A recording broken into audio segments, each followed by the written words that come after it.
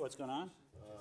I have to make an early release for the next few weeks. I apologize. Okay, well, we'll be meditating today, so if you slip out when our eyes are closed, it'll be the most subtle. Wake up and you'll have ascended to heaven. Count the Omer? Pardon me? Count the Omer? Today? Maybe before you didn't get to count? That's possible. Today's Netzach and Hod, so that makes it, yes, for anyone who's not been counting, you don't do a blessing, but you say to yourself, today is the 26th day of the Omer, which would be 3 weeks and 5 days.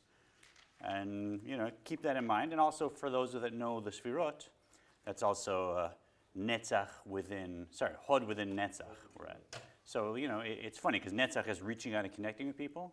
Hod is holding back and leaving room. This is the perfect one. So sometimes you're having a conversation and you need to be quiet and leave room for the person, but really what you're doing is reaching out to connect with them. So by retracting, I'm actually connecting. So Netzach, my inner desire to reach out and connect with someone, is borrowing from a Hod my ability to acknowledge and leave room for someone to actually reach out and connect with them better. And so that's the quality today of the 26th day of the Omer. So feel free if you want to say that to yourselves. 49. One for every one of the sub combinations of the sefirot. And then Shavuot is 50, of course, which is you receive something entirely different. So welcome back. Do anybody need the long, short way with our lovely new graphic? I'll pass that around to Joey. Anybody else? Yeah. Here. So welcome. So if you're watching online, hello. This is started the next big shift in the Tanya last week. So be sure to watch last week's class when we started the long, short way. We've gone through our lexicon, let's call it, of chapters 1 to 8, where we learned about all the vocabulary and all the concepts we'll need and the structure of the soul and the two souls and the sefirot and the garments.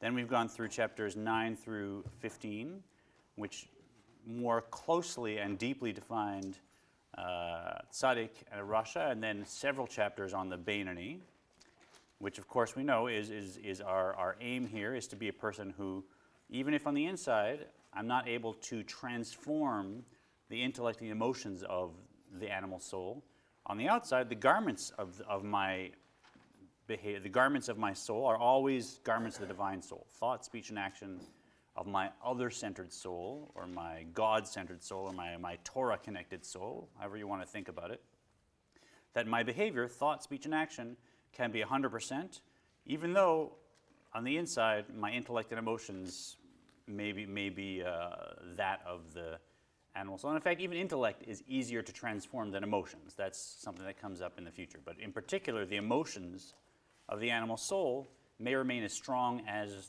when I was a little pisher in a crib, and yet on the outside I can have thought, speech, and action just like a tzaddik if I do everything as described in this book. You too can be a Beinoni.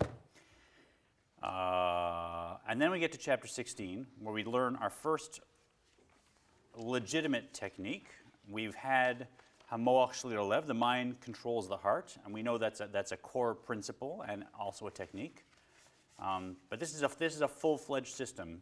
And you can apply this really for a lifetime to transform behavior and to flow optimally as your soul through your body. This is the heart, and this is the intended pathway of the Tanya. And so what did we look at last week? We looked at the idea of Jewish meditation and what is it. And to clarify, because many people who are learning Jewish mysticism have perhaps had even decades of research and experience in Eastern meditation, so we come with sometimes a bit of that definition. And so we want to distinguish. We said to generalize, Eastern meditation will clear the mind in order to elevate consciousness, so that we are more and more spiritual. Our perception is more and more spiritual, and I walk around in spiritual light. If I'm an enlightened being 24/7 all the time, and that's my reality, and then I'm enlightened and the mind is completely empty, and I'm only looking at godliness, so to speak, or spirituality, perhaps, and I'm out of the illusion of the world, right? Because the world is just an illusion, so rise, rise, rise, rise, rise your consciousness through meditation, and that is the idea. In Judaism, the why of meditation, why do we meditate, is really almost in the opposite direction. It's not to rise up and lose track, say, of the illusion completely. It's rather to integrate my higher spiritual aspects with my lower aspects that connect with this illusion. And although we know there's a distortion in how we perceive it, in Judaism, the physical world has, in some ways, the highest significance. And so we want to hook onto spiritual realities, not to rise up into them permanently, but to channel and integrate them downwards, in particular into our emotions, because that's the next level. And if I can use spirituality to integrate into my emotions and engineer, inspire, direct, be masterful over how my emotions flow, now my way of interacting with the physical world will be entirely different. I can get closer to being a Bainani. And then I don't elevate my consciousness necessarily. You have those moments.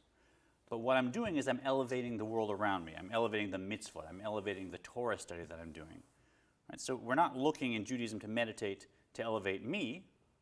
We're looking to elevate my mitzvahs and my Torah, and ultimately my share of the world. So I'm working for God. I'm not thinking I'm getting closer to God, right?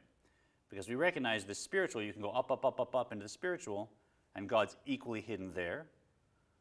And we know from the structure of the two souls that the animal soul can also meditate.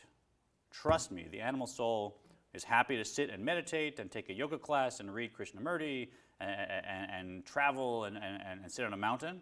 And as long as I'm saying, wow, look how I'm a spiritual person, look how I'm growing, you can have very spiritual experiences, and it's the animal soul having them, right? And you know, one barometer is what happens to me when someone interrupts my meditation, right? I got my practice, I now do 2 hours a day, I go on a 7-week retreat annually, but you know, now I have a relative that needs me, or something in my life happens and I can't get to my meditation. How do I feel, right? Have I really strengthened my divine soul, or is it just my animal soul saying, fine, we'll meditate? Great, that's how I'll strengthen the animal soul in this case. The animal soul has emotion, intellect, every spiritual capacity, just about, the animal soul has. So that's a big distinction. And we want to be clear, when we meditate in Jewish mysticism, it is not to elevate me, it is to elevate my Torah, my mitzvahs, and the world around me. And the way I do it is not by rising away from the world, it's by hooking onto spirituality, integrating it into my emotions to then be able to determine and generate divine soul emotions instead of animal soul emotions.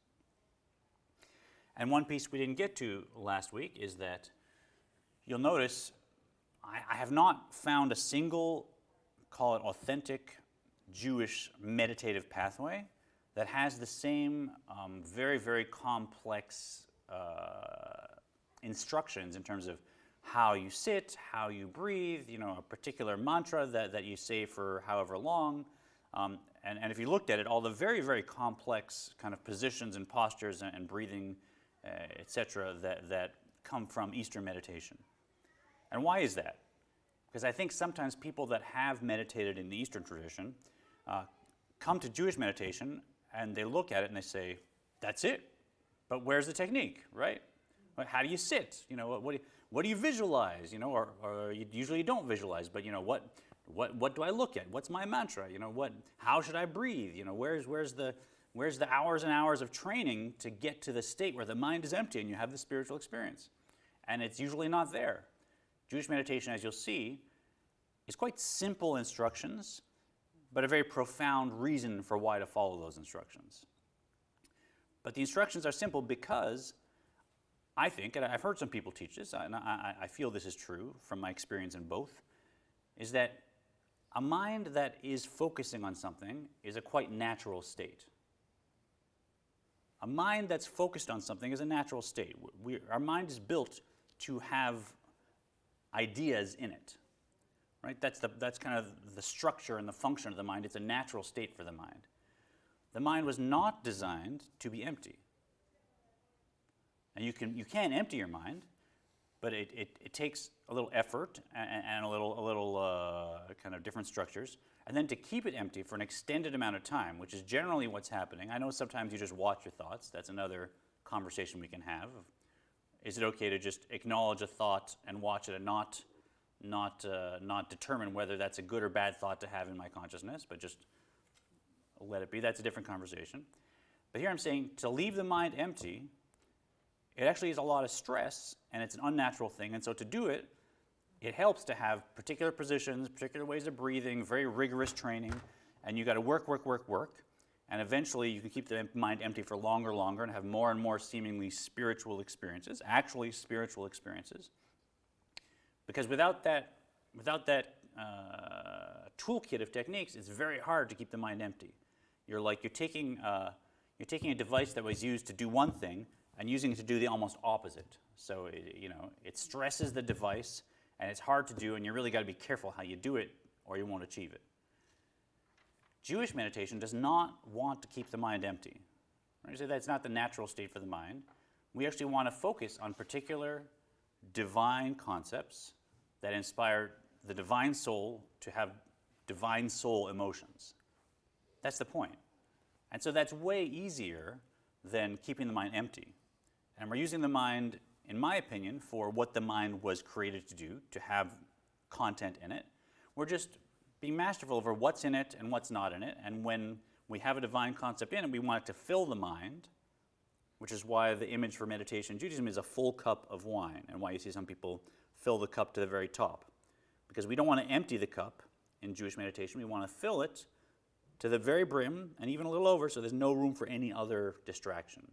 For, what the person said to me, or, what am I going to do tomorrow, or I'm uncomfortable, or this is too long. Just fill the mind.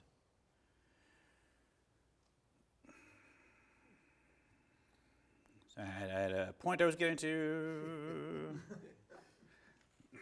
Yeah, so we looked at a little in the past how natural it is to actually create emotions by meditating.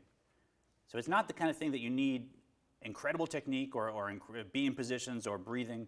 We've said when, for instance, a young person has a crush on another young person, and that one person brings to mind the other person, do they have to sit in a position and breathe in a particular way for their mind to be filled with thoughts of this person and to have emotions and even physical responses, and the heartbeat, it goes faster?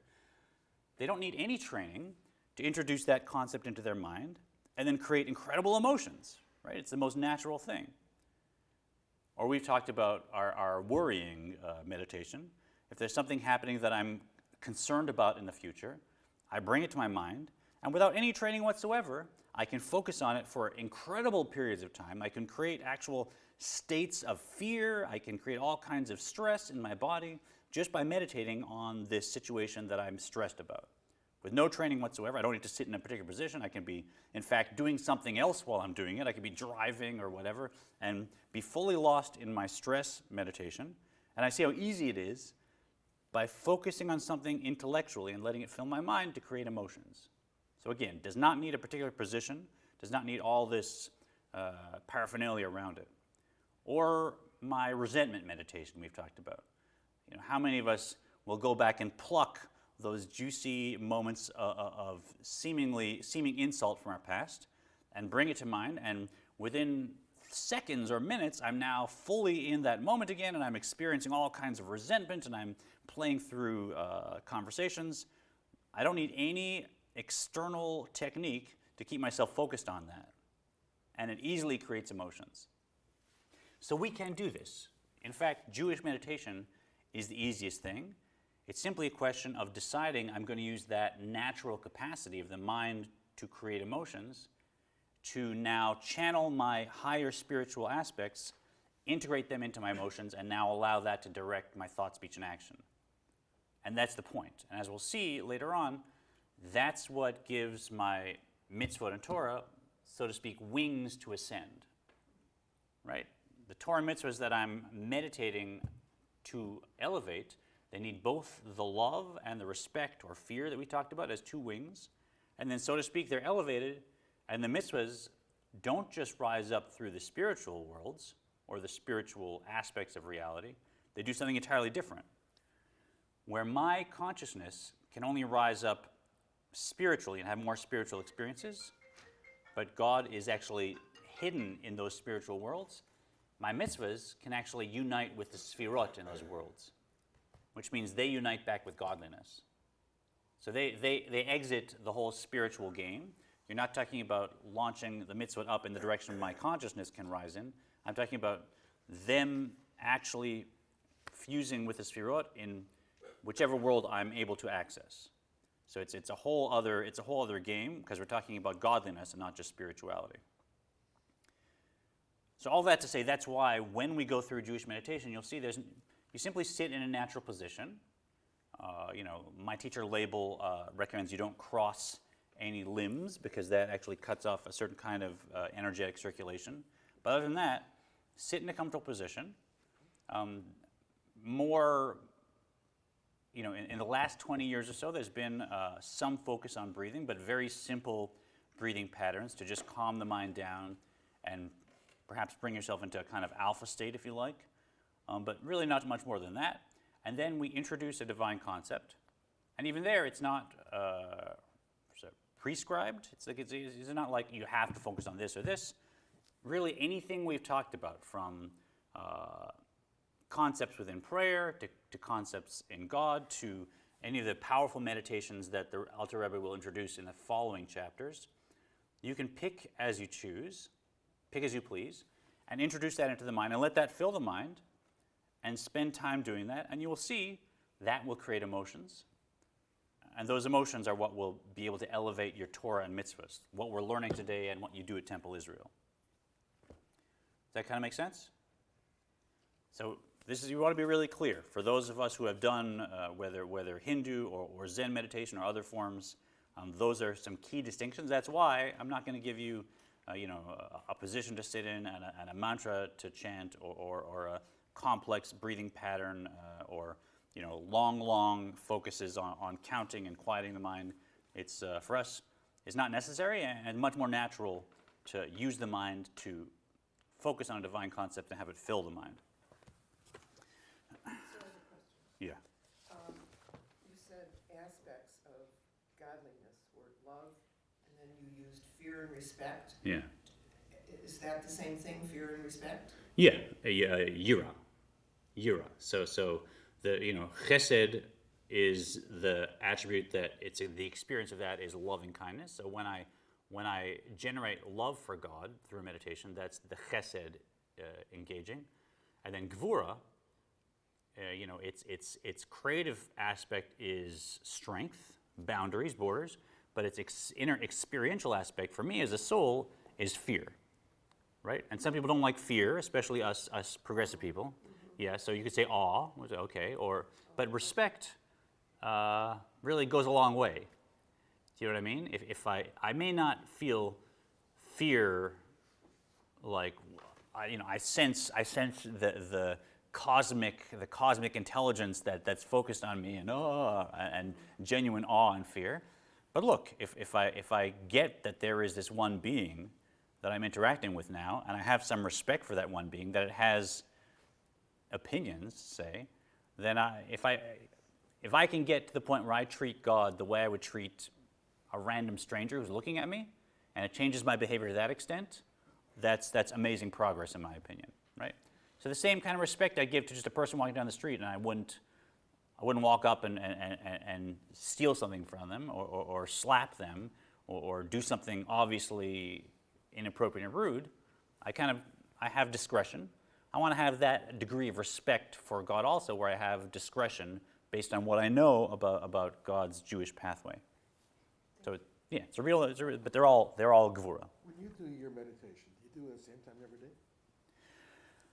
There's 3 forms of meditation, so the answer is no. It depends on my schedule. Okay. There's certain meditations that you're supposed to do while you're learning, and so that is taking the divine concept and putting it in your mind. So that can happen anytime. If I have a half an hour to learn, hopefully I'm not just reading it to get the information, but then you stop, you clear the mind, you try and get to the point of, call it the point of bina of that information, and allow that to have a certain light, let's call it, but that's when you're learning. Then there's a meditation you're meant to do before praying. So for all of us that have a little morning moment, whether it's the Shema or a little more, again, we want to sit and have mindfulness and focus before we pray to prepare ourselves and perhaps revisit that thing we learned to have it be a lens through which we're going to pray. And then the third is meditation while you're praying. So then, usually at some point in the morning, that's my most fixed thing. When I have a morning prayer, during that, I'm not just saying the words, I'm actually meditating, being mindful as the prayer is going on, and that is where the concept doesn't just become sort of, the intellectual aspect doesn't shine, but the godly aspect perhaps shines. So I think it's good to establish a time, but it also actually needs to happen during the day, as we'll see. Like even before you just do any simple mitzvah, say those of us who may wash their hands before they eat bread, before you wash your hands, you don't just go and do it, you stop, you clear the mind, you bring back the divine concept, and you make sure you're doing your best to elevate that mitzvah with your love and your awe that you now have mastery over based on your meditative practice. So it should kind of, good to have one scheduled thing at the beginning of the day, and then it pops up all throughout the day, and you kind of get back to that source that you develop through your meditation, and you bring it back in for every moment, every action you can. Does that answer your question? So doing that throughout the day Yeah. really has the ability to slow you down, slow your mental focus. Thank you. Your mental focus. It does. That's a good byproduct of it, right? That I don't let moments go by mindlessly, that I focus in on them. But again, the point is not because now I'm more serene, perhaps. The point is because now I'm more effective in... It's a byproduct. Yeah. The point of it is, if I'm eating that bread, I want that spark to be elevated. If I'm saying that blessing, I want those words to be elevated. If I'm having that connection and I'm having a moment of divine providence and in that interaction elevating something, I want that to be the most meaningful and to be elevated. So I'm a more effective conduit for the whole kind of divine providence plan if I can have the mindfulness to bring back my higher self at those moments in the day where, as the label says, time, space, and consciousness are really meeting at that point. I want to be there to elevate that. Thank you. Yeah. Any other questions on the whole meditation business? Do we have the tapes in the library? The tapes. Labels tapes? Oh, I don't think we do. Maybe we should order that. Yeah. That Yeah. would be a good idea. I'd like that. Yeah. Oh, let me. What a wonderful idea. Thanks. Yeah, and for anyone who'd like to go in deeper, my teacher, Label Wolf, does have a full system of meditation that he teaches, which is brilliant, I think, in that you start off with a long time, and he goes through a practice of breathing and calming the mind and creating what he calls a wisdom gateway. But then he shortens it and shortens it and shortens it until it's something that you can just bring back into life in an actual moment, right? So it just takes 3 breaths, and then you're a little bit back there, right? So he doesn't like meditation to be something that you need to go into longer and longer retreats and empty the mind more and more and get more and more intense. It's something that you establish and then you have as a tool and then you use it in life so that your life is more integrated and elevated. So before we get back into the Tanya, I'd love to give us just a taste of what that looks like. Yeah, so we're in chapter 16, but let's leave that for a moment. And so, Adam, if you can put up on the screen, so we're going to use this as our divine concept. This is one of my favorite meditations in Judaism, but it's one of countless, so this is not something you have to do, but it's something that we often pray the Shema as Jews, and so nice to have a meditative anchor within the Shema, because that can really elevate that moment. And that is that the word Shema, which is on the top here, the Shin and the Mem and the Ayin, so you want to be able to, for this meditation, visualize these 3 letters. Never mind the vowels; those are there for ease of reading, but just the actual letters themselves. So if you can, look on the screen before we meditate, and try and be able to recall the shape of the Shin with its 3 sort of vavs reaching up, the shape of the Mem, which is a little like a closed kind of spring of water, is how we look at it, and the shape of the Ayin, which is like the two eye nerves coming from the eye, right? Ayin means eye. So see, this is like the two branches of the eye nerves going out to the two eyes. So you have these shapes, the three letters. You want to be able to close your eyes and recall them, and perhaps recall them not in black and white, but in color. Perhaps recall them not small but large, perhaps not up on the right of my inner vision, but right in the middle. And you know, use all your kind of sub-modalities you can to make that a very vibrant visualization. The more vibrant it is, the more it fills the mind, right? And then the meditation is, there's a line from Isaiah, Su'u marom enechem. I think we've talked about this in class. Su'u means lift up. Marom means on high.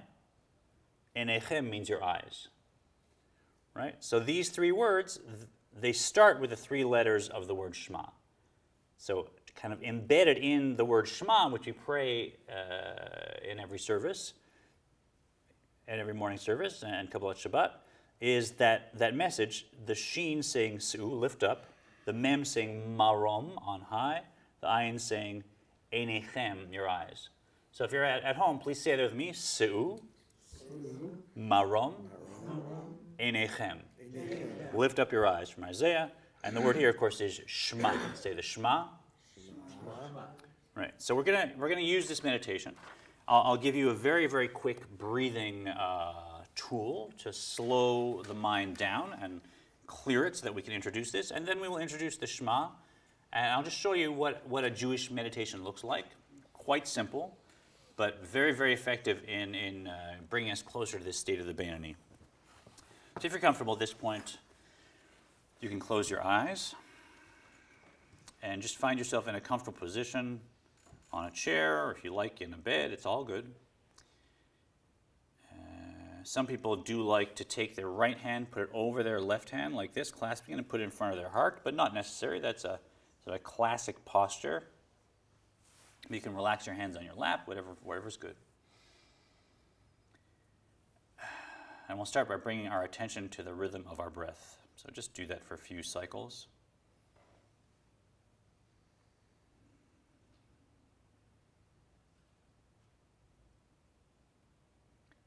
If you're not already, let's bring our spine to its longest position, nice and long and tall. Now notice that the breath has four aspects. It has the breathing in part. Then there's a little pause after you've breathed in, where nothing's going on, and then you breathe out. That's the third part. And the fourth part, there's a pause after the out-breath. So four elements of the breath: the in-breath, then a pause, then the out-breath, and then a pause.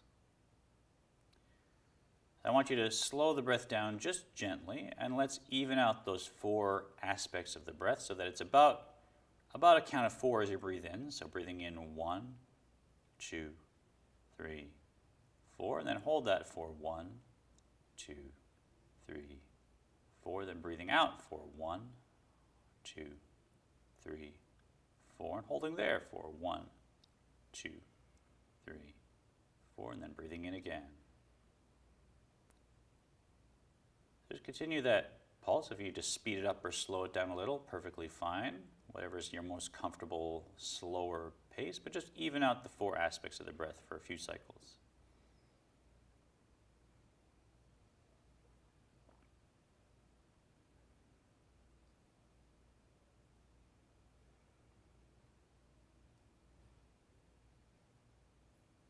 You may notice as you do this, there's a natural relaxation that's triggered in your body, also in your mind. If you can, as you're keeping this more even breath rhythm, notice the temperature of the air under your nostrils. If you can, keep your mouth closed for the whole breath if it's comfortable. Notice the temperature of the air under your nostrils. Cooler air flowing in and warmer air flowing out on that spot under your nostrils. Just do a few cycles of that.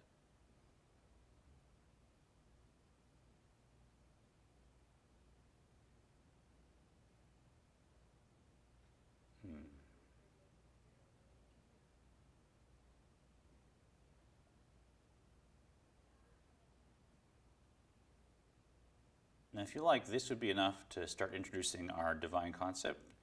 I'll give you one more tool if you like, and this is from Label. So in the gap between the end of the in-breath and the beginning of the out-breath, in that pause when you're holding your breath in, down in your belly if you can,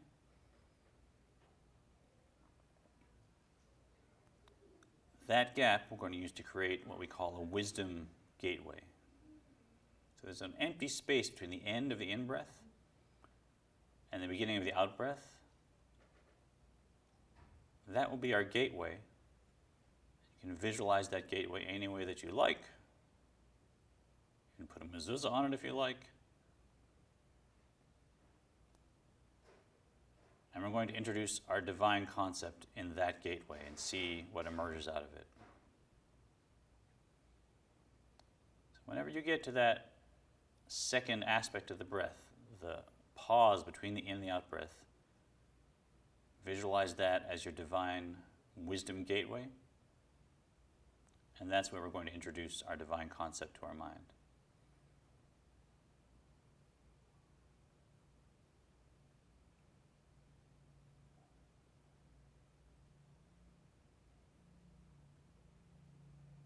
And if you will, in that wisdom gateway, let's visualize as joyfully and powerfully as possible the 3 letters of the Shema, Shin, that fiery letter Shin, next to it the Mem, like a hidden spring of underground water, and the Ayin, that powerful letter of visualization and direct perception. See them. Allow them to become larger, brighter. And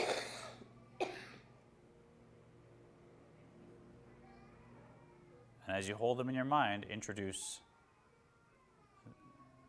this divine concept that's within the word, Se'u marom enechem, lift up your eyes.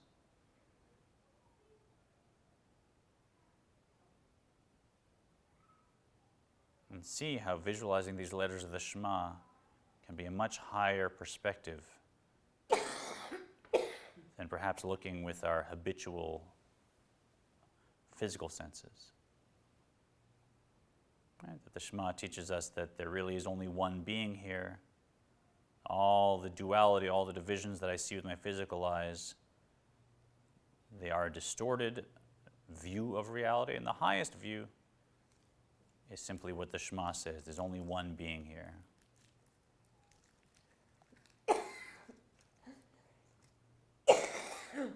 Allow that to fill your mind.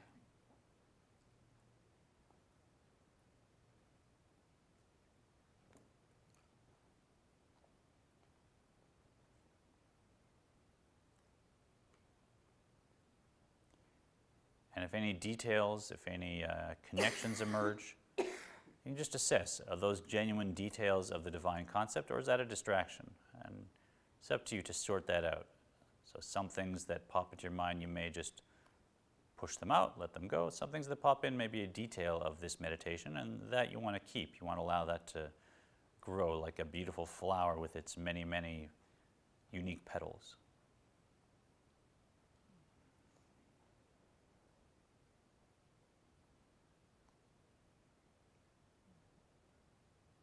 And let's allow our mind to relax now and bring your breathing back to normal. When you're ready, just open your eyes.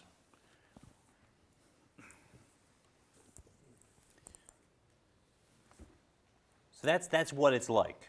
You really want to do that. It doesn't need to be more complicated than that, but it can certainly be longer. So the longer you stay and the more you allow it to fill your mind, the more impression it makes. And trust me, if I do this daily, then the kind of subtle, quiet voice that's in me will be much stronger, will have much more access to my emotions. And the idea that there's one being and that I want to say the Shema every morning and that I want to do blessings, I'll just naturally have more love and fear. Because as I do this, my mind is controlling my heart. My brain doesn't know the difference between a visualized experience and an actual life experience. And I will have the emotions of somebody that has encountered a divine presence. Thanks, Joey. Thank you. Yeah, it was interesting. Yeah? I found myself drifting in and out. Yeah, Hearing outside noises and Sure. stuff like that. Yeah. So I guess after practicing it for a while, you could get better at it, or? Absolutely, yeah. It's the kind of thing. It's the kind of thing that you have to work on. Yeah, like any habit, as you develop the pathways and you make the connections, now you become more and more adept and comfortable. And just like, you can sit and work on taxes for I don't know how many hours a day and you won't get distracted. If I do 10 minutes of that, now I got to go play pinball, right? Because it's crazy. So, you develop the neural pathways to be able to just, for you, and sitting 8 hours of taxes is just a normal thing. For me, that would be Herculean, right? So it's the same thing. We absolutely can do that. And which divine concept should I introduce, right? How do I know what to put in, right? Which is the right one? Whereas in the East, that seems to be very particular, right? Oh no, you have to use this mantra. This is your personal mantra. You have to focus on the flower for a year, whatever it may be. In Judaism, it's a little more like eating a meal or having a conversation, right? Okay, I eat 3 times a day. I don't have to work so hard to eat 3 times a day. I know I want to do it. I need to do it. I know what the benefits are. Now, what should I eat? Okay, good question. What do you like? What taste do you like? What feels good? What's healthy? What does your family like? What's available? What's in season? And you kind of figure out like what the meals are, what you want to eat, and you vary it up, or you have the same meal, whatever your thing is. But it's not, it matters which ingredients you pick. It matters overall that it's healthy, but you can pick and choose. You can decide to have a light breakfast and a big lunch. You can have a hot breakfast and skip and have a snack for lunch. Whatever you want, right? We don't ask these questions, what should I eat, as if there has to be some menu that's the correct menu for that day. Same thing like a conversation. We'll sit and we'll talk with our friends and our family, and we don't have to stop and say, well, what do we need to talk about, right? What's the correct conversation to have? Well, what's on your heart? What's on your mind? What's happening today? What is the other person thinking about? Where's a relationship at? And the conversation just flows naturally. So what's the content of the conversation? It depends.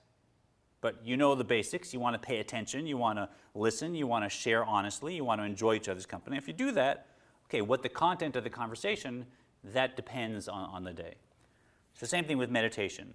In Jewish meditation, it's less like, kind of a rigorous plan where you must focus on this topic in this order, etc.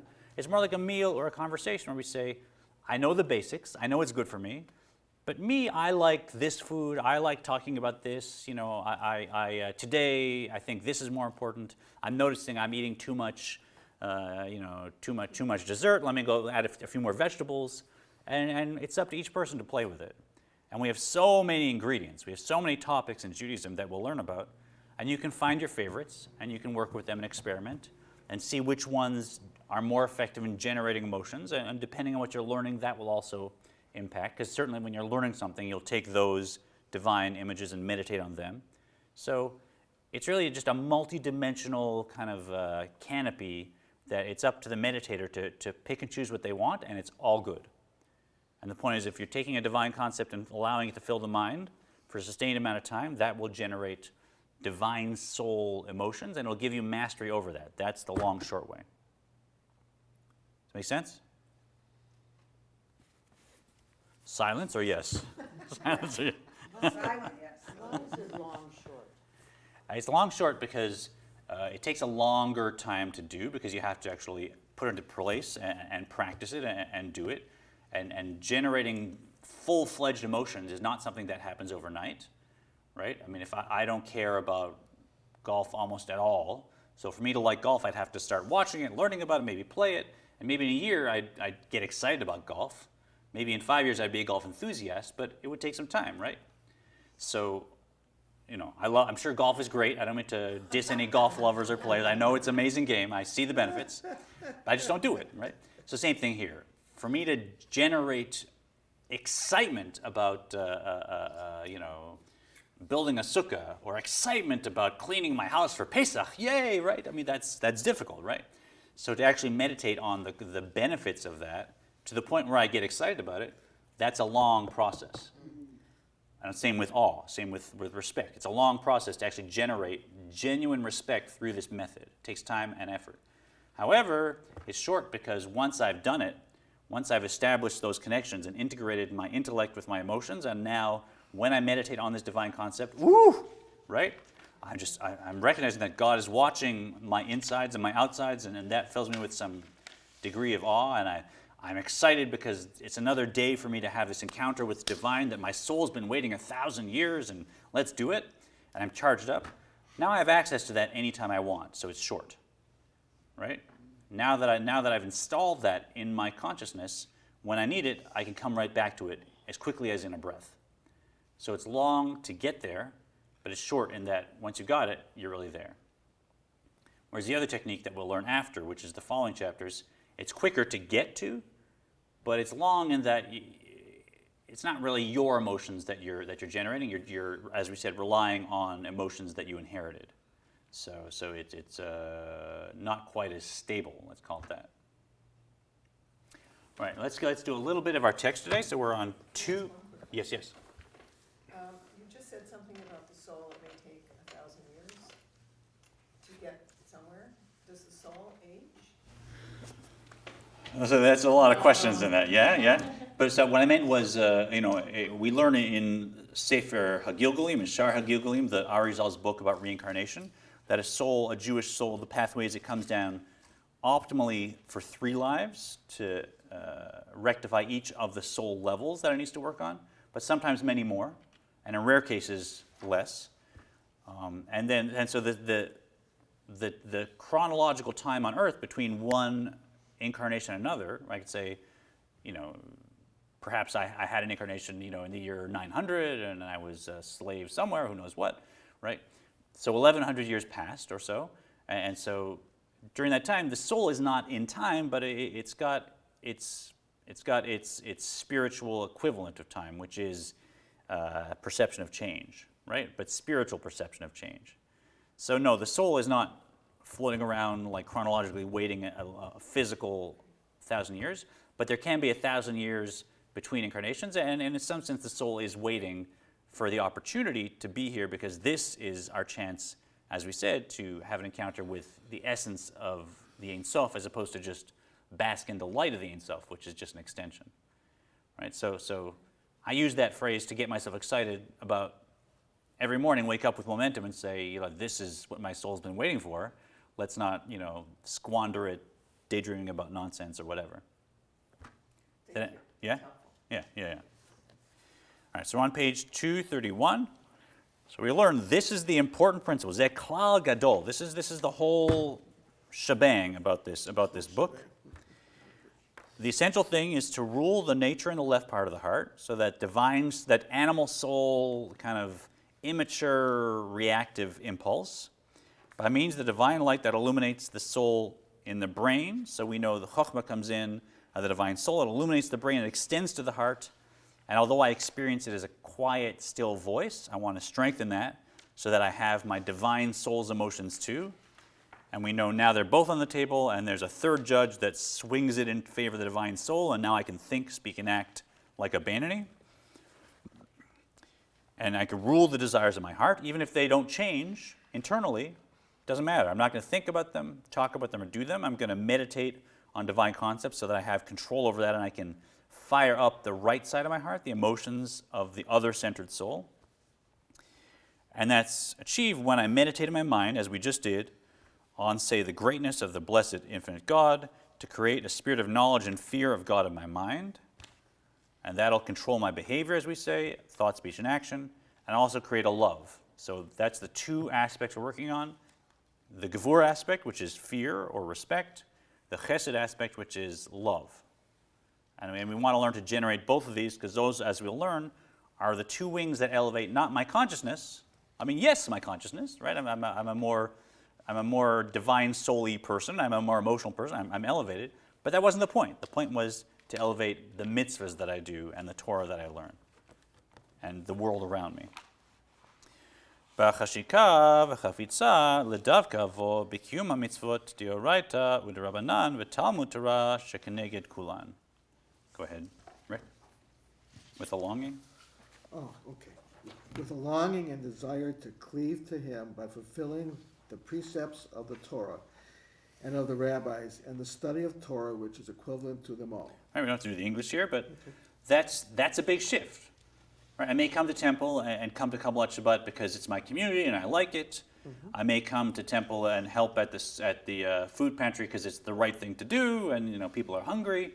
And so on and so on. I may come here on Sukkot and go in the sukkah and bring my kids and have them shake the lid because it's this is a good Jewish thing. They're good Jews.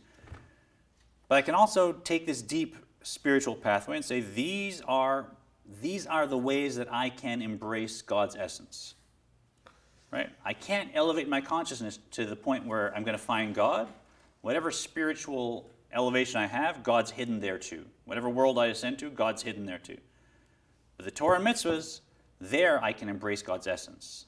And I can elevate them to reunite back with the sefirot, which are one with God. And thereby I can take a piece of the physical world and elevate that spark back up to its source. And that's why I'm stuck here in this body, to do that. Yeah. Oh, good. Okay. I have those too, exactly. Right? So that's it's a big shift. Where I'm meditating so that I perceive the mitzvahs that way, and now, whoa, I love it. Let me do it the correct way, right? What's correct for me in my tradition, right? I got those two things going, and it's up to me to elevate them. You will learn. You could do a mitzvah just on automatic, and it's just going to be like floating around in the ether down here, waiting to be elevated up to its source, and that spark of reality is kind of like hoping it's going to be elevated back to its source and repaired, and it's up to me. Or I could do a mitzvah with full divine soul love, full divine soul fear, and now that mitzvah is just going to, it'll shoot right up, not physically, obviously, spiritually, and even get reunited in a world above my natural world. Right? There's ways to have the mitzvah in the Torah elevate to worlds that I am completely unaware of and reunite with those sefirot, as we'll see, even though that's not the level of my soul. So it all depends on my focus and my ability to create divine emotions. So the main purpose is the mitzvahs. You can't use this, you don't use it just to change yourself or relax yourself or, that kind of thing. Yeah, I mean, it's Hasidus, right? So now you're saying it, I have to say, well, there is the aspect where you're doing avoida, you're working on yourself. Mm-hmm. So it's fine to meditate to change a negative character trait and install a positive character trait, and meditation also functions for that. Okay. But that's more like, I don't want to be a jerk kind of things, and I want to be like a mensch kind of things. It's not so much, well, why can't I elevate and see angels? That's my goal, I want to do that. And then finally I do it, and I'm like, yay, I'm an angel seer, look at me, hooray, let me write a book, right? That's not really the point. It may be a byproduct, but it's not the point. What you're saying is true. You want to elevate the mitzvahs and Torah and the world around you and your relationships and all those things.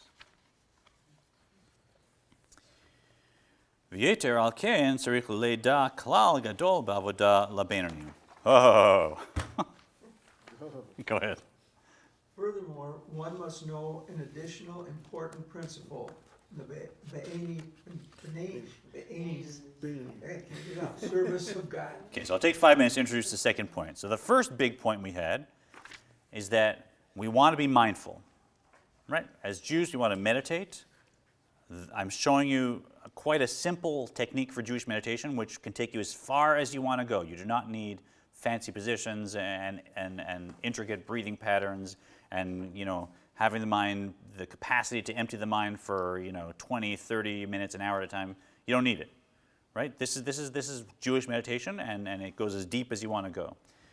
But the second point is that even if I can't create full-blown emotions, right? And what if I can't? What if I say, okay, I've taken User's Guide to the Soul, and I've taken the next month, and every morning I'm going to get up and I'm going to do my meditation with the Shema or some other concept until I get love and awe flowing about, some of the stuff I'm doing here at Temple, which to me were kind of like, I came and I did it, I didn't have feelings. Now I want to have feelings. A month goes by, no feelings. Okay, let me take 2 more months and I'll do add another 5 minutes to my meditation and add the Amida in the morning. Let me do that. That'll work, right?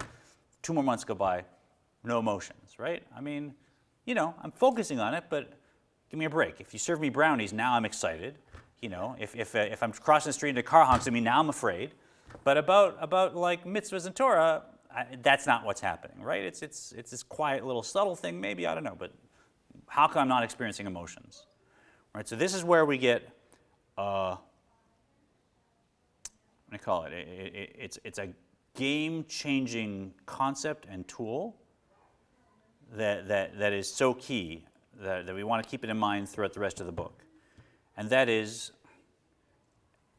not everybody has the capacity to easily create full-blown emotions. Right? There's some people that are really spiritual and they go at the world with their heart, and some idea pops into their mind, and it's just they're full of love or they're full of fear, and that's their natural state. Right? And for those kind of people, or for just spiritually sensitive people, they sit and they focus on the Ein Sof, and that the Ein Sof is unchanged before the world was created, and even now is still just alone, even as the world is here, and that's all there is, and they're just, it's such an emotional reality that it's easy for them, right?